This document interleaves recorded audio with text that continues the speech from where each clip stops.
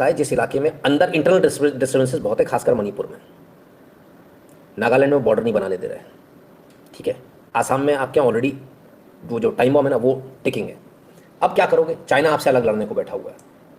थोड़े दिन पहले एक खबर मैंने आपको बताई थी। क्या बताई थी?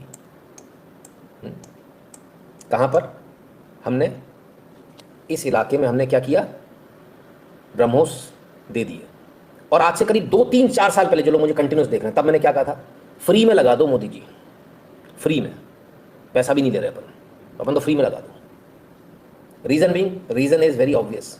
अगर चीन हमसे लफड़ेबाजी करेगा तो ठोक के मारेंगे हम यहाँ से, तबीयत से। और ब्रह्मोस को रोकने वाली अभी फ़िलहाल कोई मिसाइल नहीं है, ना चीन के पास, ना दुनिया में किसी के पास, ठीक है ना। तो जो लोग ये सोच रहे हैं, याद है ना, चलो अच्छी बात है। तो जो लोग ये सोच रहे हैं, देखिए कब कहा था कि फ्री में देना, आज क्या कह रहे हैं? उसने खरीद लिया हमसे, पैसा दिया नहीं दिया कोई नहीं पूछा, और हम कहते हैं वो तो हमने मिल गया, पेमेंट कैश में मिल गया हमारे को। तो स्थिति जो है वो काफ़ी गंभीर है। और स्थिति इसलिए गंभीर है कि भारत को सोच समझ के काम करना पड़ेगा, ऐसे काम नहीं चलेगा, है ना। बहुत नज़दीक है सर ये, है ना। ब्रह्मोस बहुत नज़दीक बैठी है चाइना से, और चाइना ने अपना लगभग पूरा व्यापार इस मंडल में जमा रखा है कि आप यहाँ से कभी पहुँच ही नहीं। उसने पहले ही सोच रखा है, ये समुद्र है, यहाँ से रास्ता भी है, और दूसरा भारत से खतरा भी नहीं है। लेकिन अब खतरा तुम्हारे लिए यहाँ से, ब्रह्मोस का खतरा तुम्हारे लिए उत्पन्न हो गया। ये ब्रह्मोस यदि यहाँ से चलेगी तो ये पूरा इलाका ले जाएगी तुम्हारा, ये पूरा इतना, ठीक है। तो एक छोटी सी बात मैंने बताई, इसलिए बताई था कि हम ज़्यादा आपके साथ डिस्कस नहीं कर पाएंगे बहुत सारी चीज़ों को, क्योंकि एक लिमिटेशन होती है। बहुत सारी चीज़ों को पता होने के बावजूद अपन उसको एक लिमिटेशन में रखते हैं, ठीक है।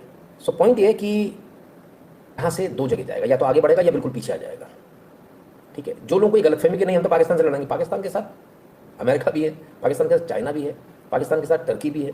अब ऐसा उसको एकदम अकेला मत समझो, बाकी भिखारी देश हैं उनमें फ़र्क नहीं पड़ता, ठीक है ना। तो इसको भी हमको समझना पड़ेगा, हमको ये तमाम सारी चीज़ों को देखना पड़ेगा। तो भारत के पास क्या क्या ऑप्शन हैं, चलिए हम बता देते हैं। एक, हम यहाँ से आपको काउंटर कर लेंगे, कोई दिक्कत नहीं, बाकी हमारी सीमा को हम बड़े इजीली मेंटेन कर लेंगे, ठीक है।